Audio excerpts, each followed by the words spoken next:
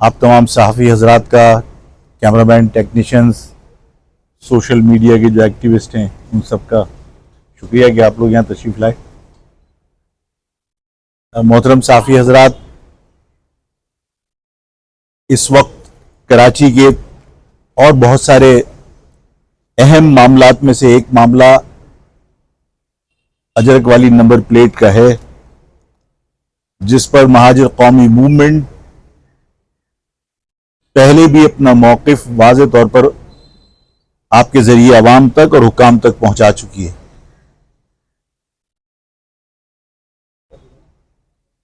اور وہ یہ کہ جب ہم کسی موٹر سائیکل یا کسی کار یا کسی بھی وہیکل کا جب ہم رجسٹریشن کرواتے ہیں تو نمبر پلیٹ کے اجرا کے لیے باقاعدہ ہم فیس ادا کرتے ہیں، اور وہ فیس لائف ٹائم ہوتی ہے، وہ نمبر پلیٹ لائف ٹائم ہوتی ہے۔ گم جانے کی صورت میں یا اگر کوئی اور وجہ ہو تو نمبر پلیٹ اگر تبدیل کرانی ہو تو وہ ایک الگ معاملہ ہے، لیکن جب آپ نے ایک مرتبہ فیس دے دی تو وہ لائف ٹائم ہے۔ ابھی حکومت نے سیکیورٹی کے نام پر کہ وہ بار کوڈ والی نمبر پلیٹ جاری کر رہے ہیں، اس لیے لوگ ایک خطیر رقم جمع کروائیں اور نئی نمبر پلیٹ حاصل کریں۔ تو اس شہر کے ساتھ ماضی میں بھی یہ کچھ ہوتا رہا ہے، اور ظاہر ہے وہ اس پر بھی ہم نے احتجاج ریکارڈ کروایا تھا کہ کے الیکٹرک نے بھی غنڈہ گردی مچائی ہوئی ہے کہ جہاں لوگوں نے پہلے میٹر کے لیے پیسے جمع کروائے تھے، فیس ادا کی تھی، اس میٹر کی قیمت ادا کی تھی، اس میٹر میں اگر ٹیمپرنگ نہیں ہے، اس میٹر میں اگر کوئی جعلسازی نہیں کی گئی، کوئی جواز نہیں بنتا، تو پھر آپ نئے میٹر نہیں لگا سکتے۔ لیکن نئے میٹر لگائے جا رہے ہیں، پرانے میٹر نکال کے لے کر جا رہے ہیں جس کی قیمت ہم نے ادا کی تھی، اور نئے میٹر کی قیمت جو ہے وہ بلوں میں لگا کر بھیج رہے ہیں۔ تو یہ سلسلے تو اس شہر میں ہوتے رہے ہیں۔ تو اس نمبر پلیٹ کے اوپر ہمارا موقف یہ رہا کہ اگر بار کوڈ سیکیورٹی کے حوالے سے ضروری ہے، جو ایک ڈھکوسلا ہے، جو ایک لوگوں کی آنکھوں میں دھول جھونکنے کے مترادف ہے کہ آپ بار کوڈ کے ذریعے جرائم کو روکیں گے، لیکن اس کے باوجود اگر ہم بار کوڈ تسلیم بھی کر لیں تو یہ نئی نمبر پلیٹ کا اجرا جو ہے وہ حکومت کی ذمہ داری ہے۔ حکومت کو نئی فیس نہیں لینی چاہیے۔ تو ہم نے یہ کہا تھا کہ جو فیس اب تک لی گئی ہے وہ گورنمنٹ واپس کرے اور آئندہ فیس نہ لے۔ دوسرا ہمارا جو کنسرن ہے، جو ہمارے تحفظات ہیں، وہ یہ ہیں کہ اس شہر میں جو سندھی بولنے والے ہیں وہ سرکاری اعداد و شمار کے مطابق صرف 10% ہیں، اور اس شہر پر آپ اپنا کلچر جو مسلط کرنا چاہتے ہیں وہ غلط ہے۔ ماضی میں بھی جب 1972 میں ممتاز بھٹو نے پیپلز پارٹی میں ہماری زبان پر حملہ کیا تھا اور اردو کو ہمیشہ کے لیے دفن کر کے پورے صوبے میں سندھی رائج کرنے کی کوشش کی تھی، تو اس وقت بھی ہم نے وہ چیز برداشت نہیں کی تھی، اور بھٹو صاحب کو سندھ کو دو لسانی صوبہ تسلیم کرنا پڑا تھا، اور شہری علاقوں کو اور دیہی علاقوں کو الگ الگ کیا گیا تھا۔ باقاعدہ سندھ کو شہری اور دیہی آبادی میں تقسیم کیا گیا تھا۔ تو آج زبان کے بات پر دوبارہ مہاجر قوم کے جذبات کی پرواہ کیے بغیر ہماری ثقافت پر حملہ کیا گیا ہے۔ زبردستی سندھ کا کلچر ہم پہ مسلط کرنے کی کوشش کی جا رہی ہے۔ تو ان سارے معاملات میں میرا جو موقف تھا، میری پارٹی کا جو موقف تھا، وہ بڑا واضح تھا کہ پہلے آپ نے ہماری زبان پر حملہ کیا، اب آپ ثقافت پر حملہ کر رہے ہیں۔ اگر اس سلسلے کو نہیں روکا تو میرا موقف یہ تھا، میری پارٹی کا موقف یہ تھا کہ یہ لسانی جو اقدام آپ کر رہے ہیں، جو آپ کلچر مسلط کر رہے ہیں، یہ منطقی انجام پر پہنچے گی شہری اور دیہی تقسیم. اب اس کو آپ کوئی بھی معنی دے لیجیے، اس کے لیے میرے پاس دلیل ہیں، میں سندھی بھائیوں کے ساتھ اس معاملے پر بات کر سکتا ہوں. تو جو بجٹ آپ نے بنایا ہے تو وہ ہم سے ٹیکسز وصول کیے ہیں نا، تو عوام پوچھے کہ جہاں سے گدھا پانی پی رہا ہوتا ہے، گاؤں کی عورتیں وہیں سے مٹکے بھر کے پانی لے کے کیوں جا رہی ہیں؟ 34 کھرب کا بجٹ اگر تم نے بنایا تھا تو آج بھی سندھ کے اسکول وڈیروں کی اوتاق کیوں بنے ہوئے ہیں؟ آج بھی اگر 34 کھرب روپے کے بجٹ کے باوجود سندھ کے اندر سڑک نہیں ہے، ڈسپینسری نہیں ہے، تو سندھ کے عوام کو پیپلز پارٹی سے سوال کرنا چاہیے. اور پیپلز پارٹی سندھ کے عوام کو لسانیت کے اندر الجھا کر اپنی کرپشن کو چھپانا چاہتی ہے اس اجرک کے پیچھے. اور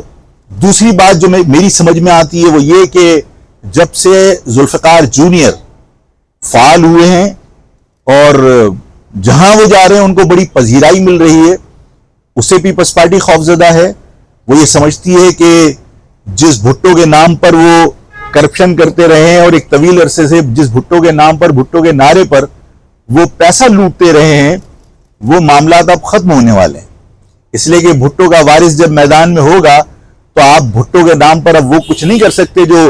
اس کی غیر موجودگی میں آپ کر رہے تھے. تو آپ کو کوئی نہ کوئی کارڈ کھیلنے کے لیے چاہیے جس کی وجہ سے پیپلز پارٹی اب بھٹو کا نام اس سے چھن جانے کے خوف سے وہ اب سندھ کا کارڈ، عصبیت کا کارڈ، لسانی کارڈ کھیلنا چاہتی ہے. اور اس نے اس اجرک کو نمبر پلیٹ پر جو شائع کیا ہے، جو اجرک کے ساتھ نمبر پلیٹ کا اجرا کیا ہے، وہ اسی لیے کیا ہے کہ مہاجروں کی طرف سے مزاحمت ہو اور پھر مہاجروں کو دشمن کہہ کر سندھیوں کو موبلائز کیا جا سکے. اور سندھیوں کی توجہ جو ہے وہ اپنا جو ان کا ایک اسٹانچ رائیول ہے، جو ان کا جو ایک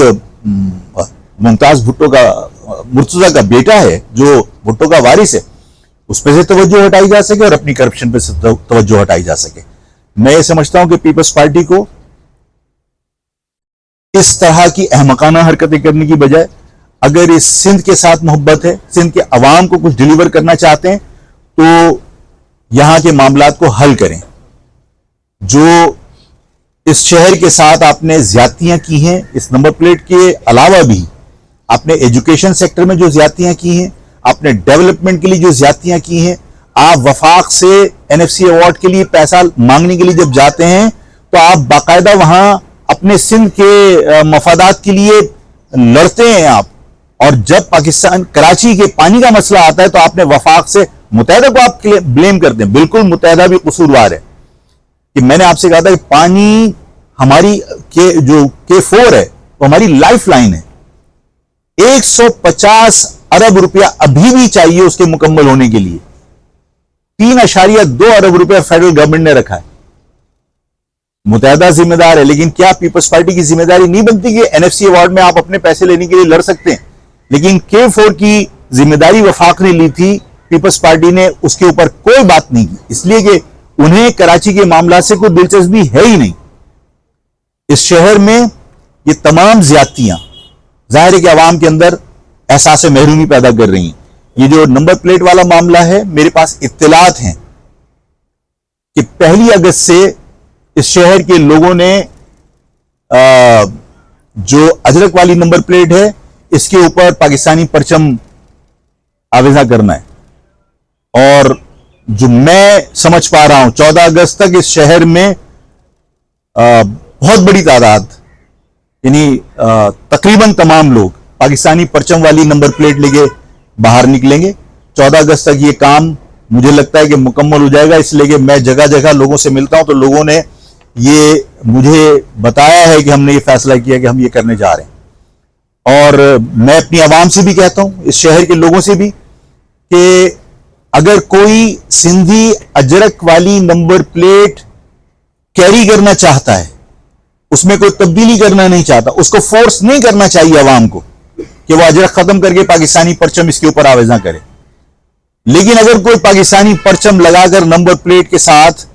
موٹر سائیکل ہو یا کار اگر وہ اس شہر کی سڑکوں پر آتی ہے تو حکومت سے بھی میری درخواست ہے کہ پھر وہ اس کو روکے نہیں. اس بنیاد پر چالان نہیں ہونا چاہیے کہ اس نے اجرک کی جگہ پاکستانی پرچم اپنی نمبر پلیٹ کے اوپر لگایا، اس لیے کہ بار کوڈ کو اگر نہیں چھیڑ رہے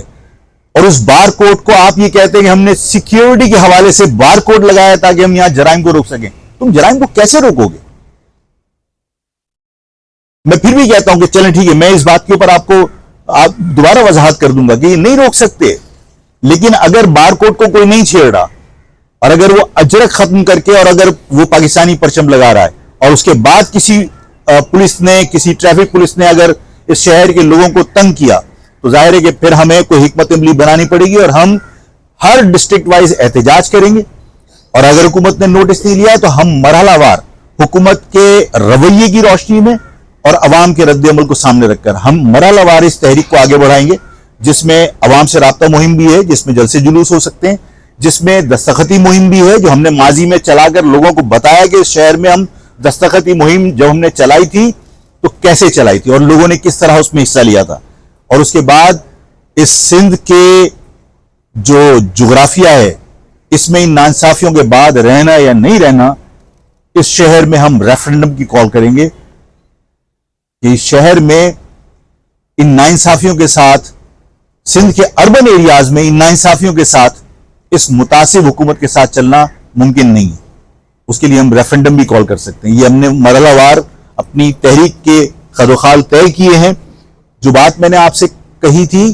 کہ یہ سیکیورٹی کے نام پر ڈرامہ کر رہے ہیں، آپ مجھے بتائیے کہ 365 کچی آبادیاں ہیں جہاں سندھ گورنمنٹ کیا کوئی